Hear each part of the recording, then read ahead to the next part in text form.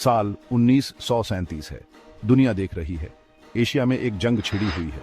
दूसरा चीन जापान युद्ध इंसानी इतिहास का एक बहुत ही खराब अध्याय चल रहा है। जापान अपनी शाही महत्वाकांक्षाओं से प्रेरित होकर चीन पर अपनी नजरें गड़ाए हुए हैं। संघर्ष तेजी से बढ़ता है, दोनों देशों को हिंसा के भंवर में खींच लेता है। इस संघर्ष के बीच में है नानजिंग, जो उस समय चीन गणराज्य की राजधानी थी। इतिहास और संस्कृति में डूबा हुआ शहर नानजिंग हमलावर जापानी सेनाओं का अगला रणनीतिक लक्ष्य बन जाता है। आगे जो होता है वो इलाके की लड़ाई नहीं बल्कि अकल्पनीय बर्बरता में डूब जाना है। 13 दिसंबर 1937 जापानी शाही सेना नानजिंग के दरवाजों को तोड़ देती है। जो एक सैन्य कब्जे के रूप में शुरू होता है वह जल्दी ही नागरिकों के खिलाफ हिंसा के तांडव में बदल जाता है। शहर एक खुला घाव बन जाता है, अपने निवासियों के दुखों से लथपथ। जापानी सैनिक राष्ट्रवाद और युद्ध काल की क्रूरता के जहरीले मिश्रण से प्रेरित होकर शहर पर आतंक की लहर फैला देते हैं।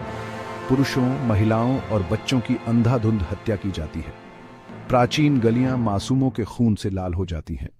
हवा में मौत की दुर्गंध और गोलियों की आवाज गूंज रही है। नानजिंग हत्याकांड सिर्फ एक ऐतिहासिक घटना नहीं है, ये लाखों व्यक्तिगत त्रासदियों का संग्रह है। हर शिकार का एक नाम था, एक कहानी थी, एक जीवन बेरहमी से खत्म कर दिया गया।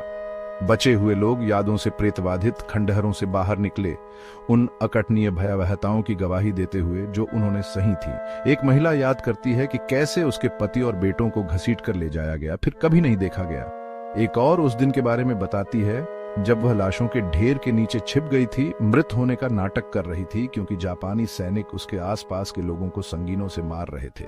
ये कहानियां बिखरे हुए जीवन के टुकड़े, संघर्ष की मानवीय कीमत और मानवीय क्रूरता की गहराई की एक भयावह तस्वीर पेश करती हैं। नानजिंग हत्याकांड युद्ध की भयावहता की एक कठोर याद दिलाता है। चीन जापान संबंधों पर एक लंबी छाया डालता है। यह घटना तनाव का एक स्रोत बनी हुई है, एक ऐसा घाव जो भरने से इनकार करता है।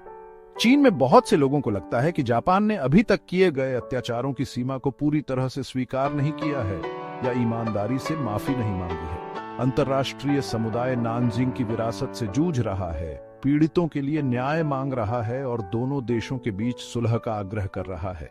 अतीत की साझा समझ और शांतिपूर्ण भविष्य की तलाश एक जटिल और निरंतर प्रक्रिया बनी हुई है। लेकिन दर्द और राजनीति के बीच एक बात स्पष्ट है, दुनिया को नानजिंग के सबक को कभी नहीं भूलना चाहिए। अपने अतीत के अंधेरे का सामना करके ही हम इसे अपने भविष्य में फिर से उभरने से रोकने की उम्मीद कर सकते हैं।